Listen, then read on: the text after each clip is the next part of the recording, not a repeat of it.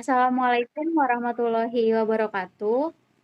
Perkenalkan nama saya Isnaini Hidayah. Di sini saya dari F18D.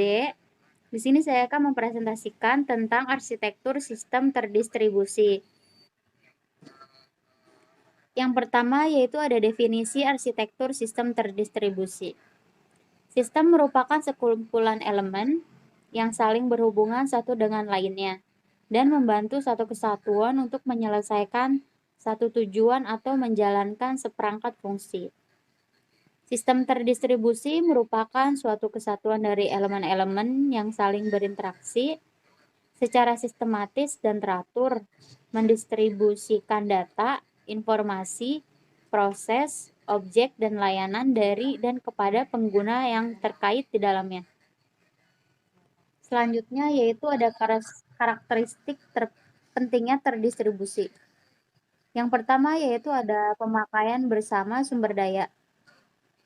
Maksudnya di sini yaitu suatu sistem terdistribusi memungkinkan pemakai bersama perangkat keras dan lunak seperti disk, printer, dan lain-lain.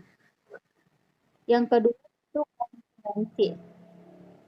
Pada sistem terdistribusi, beberapa proses dapat beroperasi pada saat yang sama pada berbagai komputer di jaringan. Yang ketiga yaitu ada keterbukaan. Merupakan batasan perluasannya dengan cara menambah sumber daya yang bukan merupakan hak pemilik. Yang keempat yaitu ada skalabilitas. Dalam hal ini, kemampuan sistem untuk dapat di-upgrade dengan menambahkan sumber daya baru demi memenuhi tuntutan baru pada bagi sistem. Selanjutnya yaitu toleransi kesalahan. Pada sebagian besar sistem terdistribusi, layanan yang terdegradasi dapat diberikan ketika terjadi kegagalan. Selanjutnya yaitu ada transparansi atau terbukanya sistem terdistribusi sistem bagi user. Selanjutnya yaitu arsitektur sistem terdistribusi dibagi menjadi 4. Yang pertama yaitu ada arsitektur multiprosesor, yang kedua ada arsitektur client server, yang ketiga ada arsitektur objek, yang keempat ada korban. Selanjutnya akan dijelaskan oleh Lilis Dininopi. Baik, selanjutnya saya akan lanjut menjelaskan tentang arsitektur multiprosesor. Sebelumnya, di sini saya akan memperkenalkan diri terlebih dahulu. Nama saya Lilis Dinopianti dari kelas IF18D. Arsitektur multiprosesor merupakan model sistem terdistribusi yang paling sederhana yang terdiri dari sejumlah proses yang dapat berjalan pada beberapa proses yang terpisah. Di sini ada contohnya. Ini adalah gambar dari arsitektur multiprosesor. Arsitektur client server, model konektivitas pada jaringan yang membedakan fungsi komputer sebagai terminal akses atau klien dan pusat pengolahan dan layanan atau server. Klien dan server adalah proses yang berbeda. Model arsitektur client server, two-tier. Arsitektur yang disebut client server, di mana terdapat komputer sebagai klien dan server yang berinteraksi melalui protokol dan media komunikasi tertentu. Merupakan arsitektur di mana server menjalankan fungsi lebih banyak dibandingkan klien. Ini adalah gambarnya, yaitu model tin kliennya, yaitu model tin klien. Kemudian presentasi, server, manajemen data, pemrosesan aplikasi. Model arsitektur client server, think client atau fat client. Think server merupakan arsitektur di mana klien mendapat peran lebih banyak dibandingkan server. Kliennya itu model fat client, presentasi, pemrosesan aplikasi, server, manajemen data. Three-tier, arsitektur yang memisahkan antara klien, kemudian presentasi, server, pemrosesan aplikasi, server, manajemen data. Selanjutnya akan dijelaskan oleh Fikri Ramadhani. Assalamualaikum warahmatullahi wabarakatuh. Saya Fikri Ramadhani. Di sini saya akan melanjutkan penjelasannya. Di sini ada model arsitektur klien server. Yang pertama ada data manajemen tier, merupakan komputer server yang dikhususkan untuk menangani pengelolaan basis data.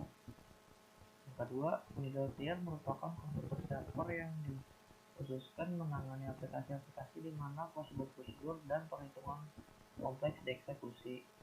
Ketiga, ada presentation tier merupakan komputer klien yang menjadi interface bagi pengguna untuk memasukkan data, mengajukan data, mengajukan permintaan karyawan layanan ke server, dan melihat hasilnya. Selanjutnya, di sini ada arsitektur objek terdistribusi. Pada arsitektur ini, perbedaan antara klien dan server dihilangkan dan dirancang sebagai sistem dan objek yang terdistribusi. Objek didistribusikan pada sejumlah komputer pada jaringan dan berkomunikasi melalui middleware. Dan di sini ada contoh gambar yang di bawah. Langsung next aja. Di sini ada keuntungan arsitektur sistem objek terdistribusi. Yang pertama, memungkinkan perancangan sistem menunda keputusan mengenai di mana dan bagaimana layanan harus disediakan. Objek yang menyediakan layanan ini dapat di bagian jaringan manapun. Kedua, memungkinkan tambahan sumber daya baru. Ketiga, sistem fleksibel dan dapat diskala.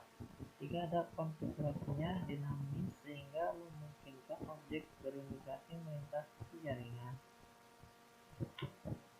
Dan selanjutnya di sini ada CORBA atau Common Object Request Broker Architecture.